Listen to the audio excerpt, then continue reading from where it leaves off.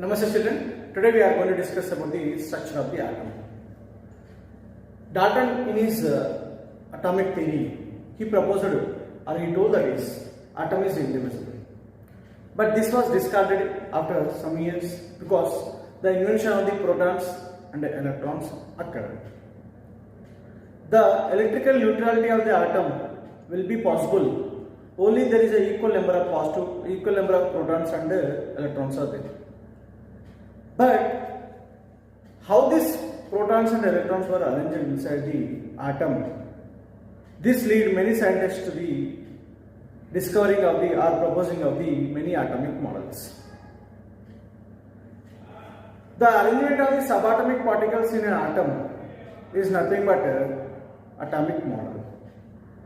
The first atomic model was proposed by the J.J. Thomson. Now we are going to discuss about the J.J. Thomson atomic model. To know about the arrangement of the protons and electrons, J.J. Thomson proposed one atomic model.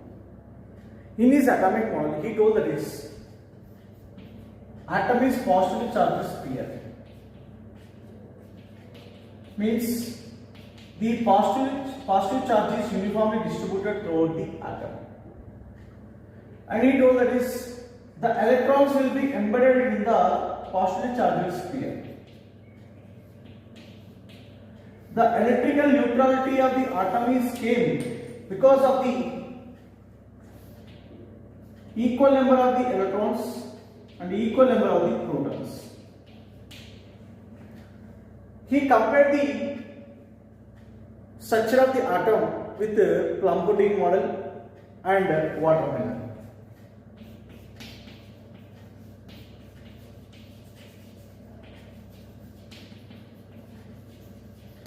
In plum pudding model, he told that the plum is nothing but positively charged sphere, and the dry fruits which are embedded in it are called electrons.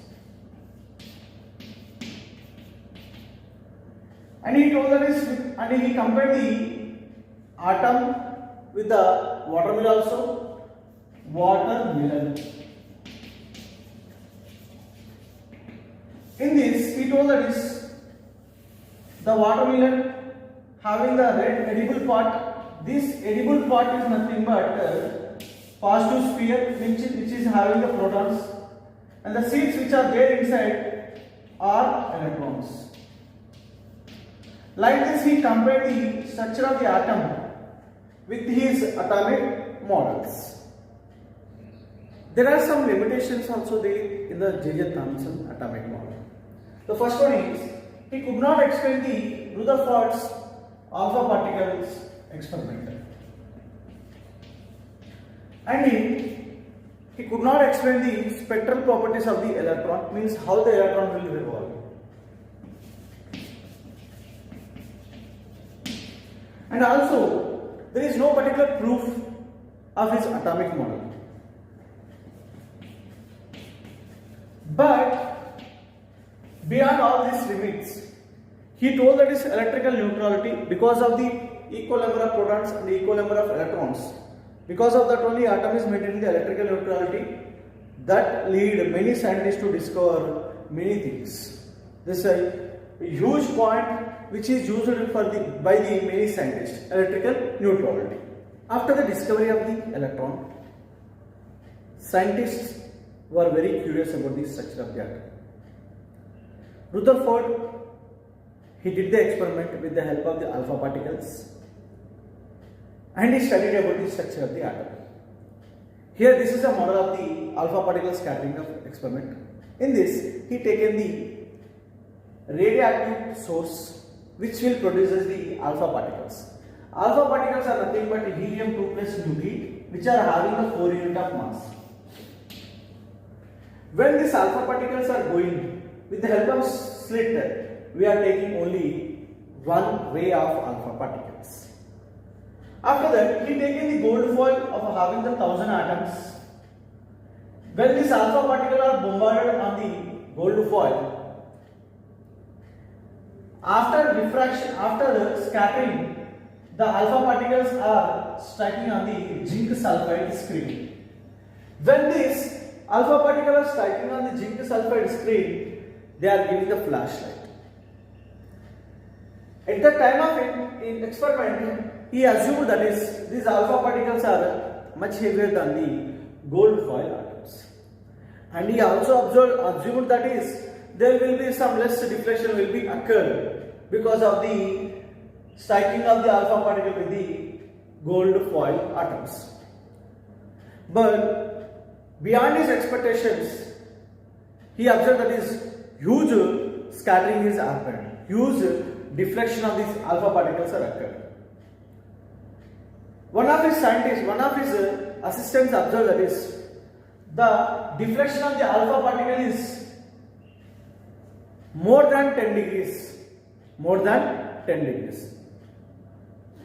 Based upon this alpha particle scattering experiment, there are some observations are there. After doing the alpha particle scattering experiment, there are some observations were there. First one is, if you look at this, alpha particles are going towards the gold foil. Some of the alpha particles are going without any deflection, means most of the alpha particles are going without any deflection, because here observe like this without any deflection, most of the alpha particles are passing through the atoms. Few alpha particles are taken the deflection with small angles, few are taking the deflections with large angles. And third one is, very few particles out of 12,000 particles, very few particles are taken back, means reflected back towards its path. Means it bounces back into the same direction. So these are the observations he found by doing the alpha particle scattering experiment. After doing the alpha particle scattering experiment, he given some conclusion from his experiment. First one is, he told that is most of the space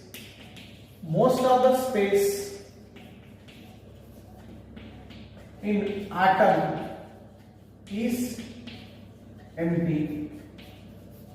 So he observed that is, and he told that is, in any atom if you observe, the nucleus will be at the center and the most of the space will be empty. And he told that is, atoms will have the positively charged nucleus at center.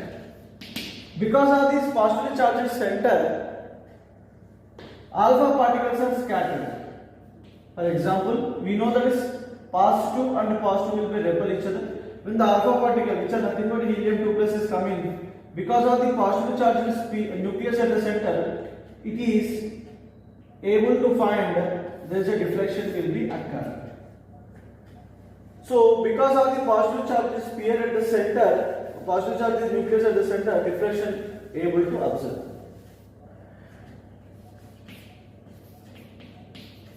Side of the nucleus very small. The nucleus which is present in the center of the atom is very small. That's why the space which is there in the atom is more. The nucleus will be at the center and the side of the nucleus is very small. How much? This is 10 to the power of 5 times smaller than the radius of the atom. For example, if you observe the radius of the nucleus and radius of the atom, which will be 1:10 to the power of 5 ratio. And this nucleus is more denser. because of its density, means because of its strongness, the very few particles, alpha particles, are get reflected back. So these are the conclusions we can get the from the alpha particle scattering experiment. First one is the atom is having the more space, that's why reflection, without any reflection the alpha particles are going, and these atoms are containing the positive charged sphere, that's why reflections are able to see. These alpha particles are very small and these alpha particles are higher denser, that's why if it is going like this straight direction, if it comes backward direction.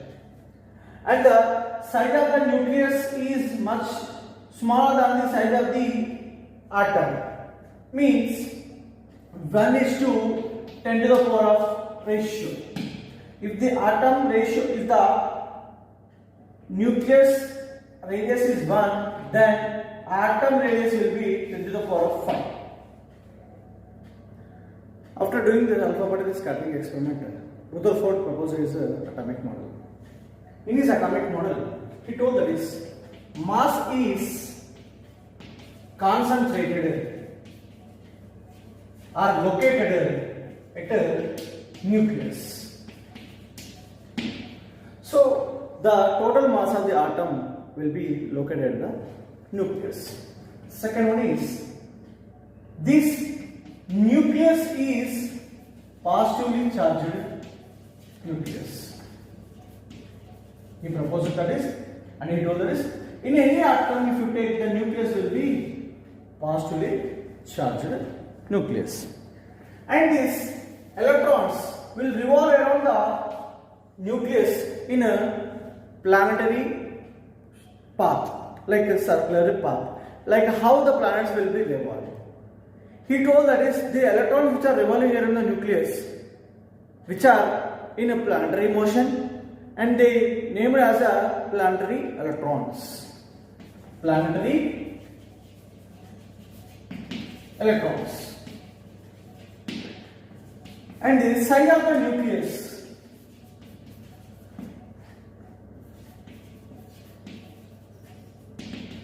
as he given the conclusion that is the atomic radius of atom is 10 to the power of 5, then radius of the nucleus will be 1, means the nucleus size is 10 to the power of 5 times is lesser than the radius of the atom. So he told that is the nucleus size is very much smaller than the size of the atom. Fifth one is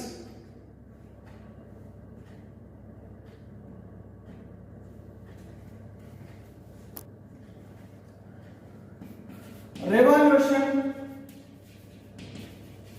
of electrons.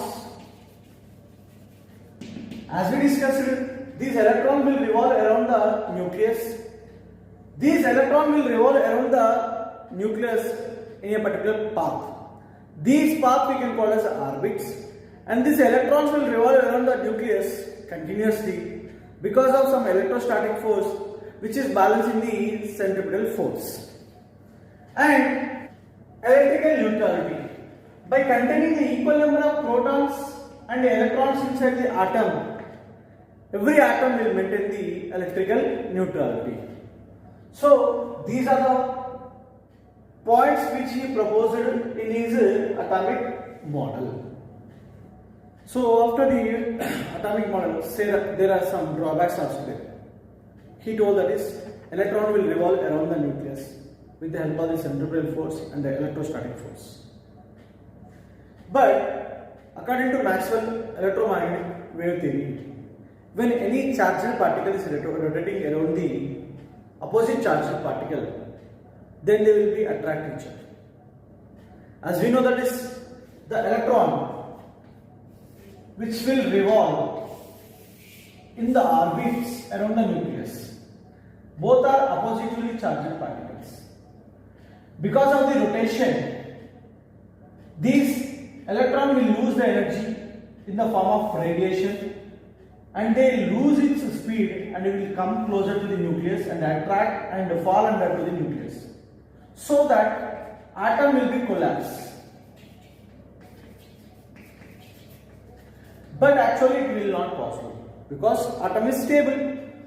So the revolution of the electron around the nucleus which he proposed, that was proved wrong.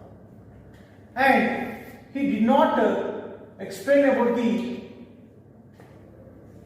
electrons in the extranuclear portion, the outermost, the layers, the orbits which are containing by the atom, how these electrons will be arranged inside, he could not explain.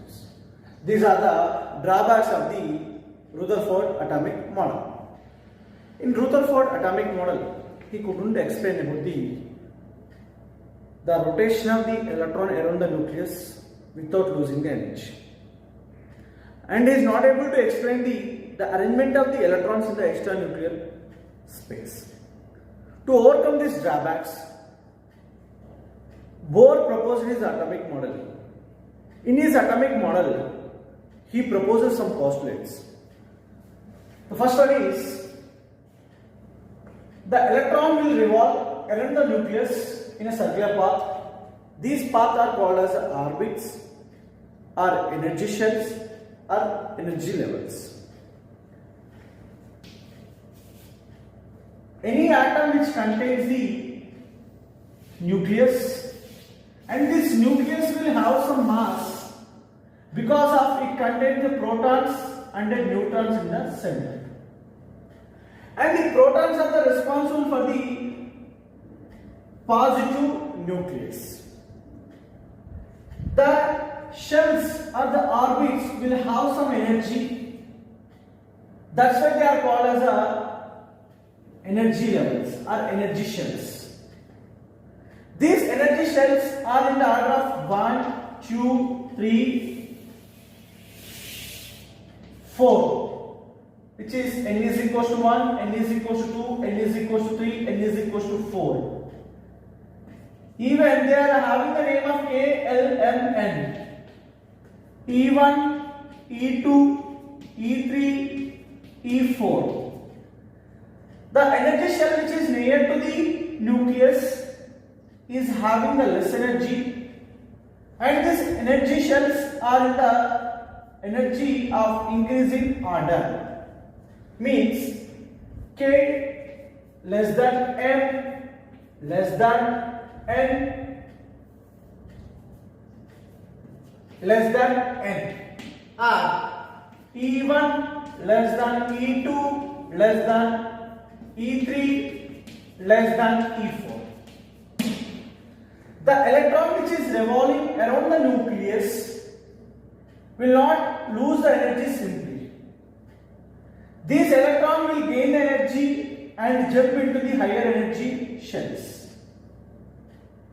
When they lose the energy in higher energy levels, by losing the energy, they will go back to its original shell. While rotating around nucleus, these electrons will not lose its energy. So these are the points which he proposed in his atomic model. After his atomic model, there are some limitations also there. He gave the well-defined model of the orbit. But according to latest atomic theory, this is only the probability of the finding of electron. And he told that this electron will revolve around the nucleus in a circular path. This is two-dimensional path. But actually the electron will revolve around the nucleus in a spherical path, that is a three-dimensional path. And also he could not explain about how molecules will form and the structure of the molecules. So these are the limitations of the Bohr atomic model. After the discovery of the electron and proton, till 1920, it was assumed that is only 2 subatomic particles are there in the atom, and the mass of the proton is only the responsible for the mass of the atom, and the mass of the electron is negligible. But after when 1932 James Chadwick, who discovered the subatomic particle, is called neutron. When he bombarded the beryllium foil with alpha particles, he observed that is some chargeless particles having some mass are coming out, and he discovered these particles are nothing but neutrons. If you observe this equation, when beryllium having the mass of 4 and 9, alpha particles of helium and 2, 4,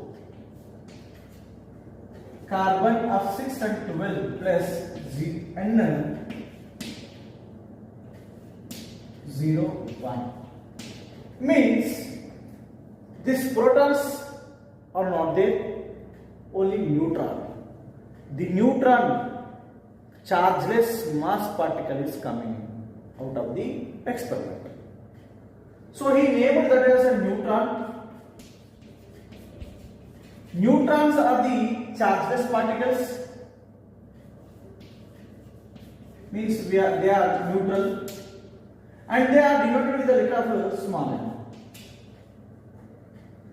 The mass, for example, the carbon atomic mass is 12, but initially there are, we assume that is only there are 6 protons are there and 6 electrons were there inside the atom. Electrons mass is negligible, so 6 protons will be there, so 6 unit of the mass should be there. But the carbon is having the mass of 12 units. How? Because carbon contains the chargeless particles that are neutrons. They also have 6 neutrons, so that 12 units of the mass is contained by the carbon. So this is about the how he discovered the neutron. Neutrons were discovered late. Before discovering of the neutron, everyone thought that is there are only 2 subatomic particles are there, and this proton is responsible for the mass of the atom. When the time of these practicals or experiments, these neutrons were not deflected by any electric field. That's why they are unable to identify the neutrons, because neutrons are chargeless neutral particles. For example, when the time of hydrogen gas is taken, they calculate the mass of the hydrogen is 1 unit and contain the 1 proton, and we taken the helium, but the mass is 4 units but having the 2 protons. This was suspected by the Rutherford, and he thought that is there are some more particles are there, some neutral particles may also be there. When the time James Chadwick, who discovered the neutron, and he gave the conclusion that is there are 3 subatomic particles are there in the atom. The proton and the neutron are there in the nucleus. They are called nucleons, and this electron will revolve around the nucleus. And one more point is the only one element, that is hydrogen, is having only 1 proton in it. There is no neutron. But other than the hydrogen, all the atoms, all the elements are having the protons and the neutrons. So because of neutral charge, the discovery of the neutron were become late. Properties of the neutron. As we discussed, these neutrons are chargeless mass particle. So neutrons are the chargeless mass particle, and they do not carry any charge on it. And this neutron will be present in the nucleus. Second one is the absolute mass of the neutron is 1.67 into 10 to the power of minus 24 grams, which is equal to the mass of the proton. So these are the two properties of the neutron.